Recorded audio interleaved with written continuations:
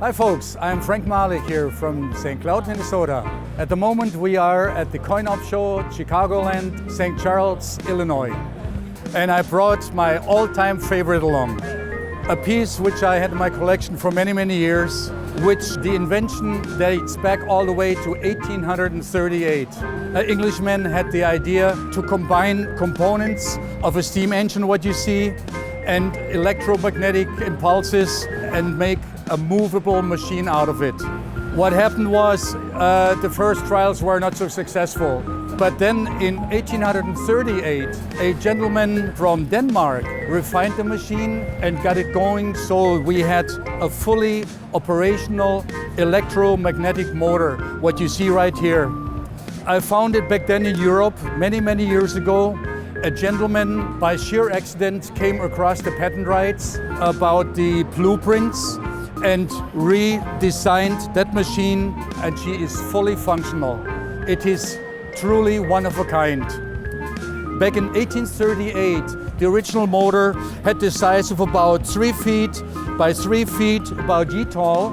It cranked out a 3/4 horsepower to about 1 horsepower, and it was given as a present to the Tsar of Russia.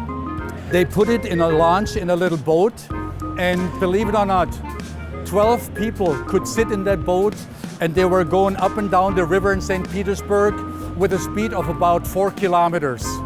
That was, for those days, a big, big ride. People couldn't believe that something like that exists. And why and how it works, I show you right here. The original motor back then was activated and run by a battery. The battery had 64 elements made of platinum and zinc and was good enough to run that boat up and down about half an hour. Here we did cheat a little bit. I use a transformer in this case versus the battery. I have to crank up the voltage here a little bit, and slowly we start moving. We have 4 coils in there. The coils generate a magnetic field. We call it South Pole, North Pole, from the movement, the way it pushes and pulls it down.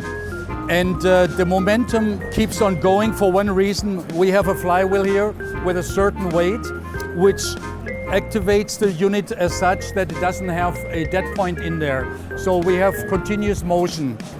Depending on the voltage, what I can increase here, she runs somewhat faster. The spark, what you see, is, so to speak, the discharge, what you would have in a car too, what we call points.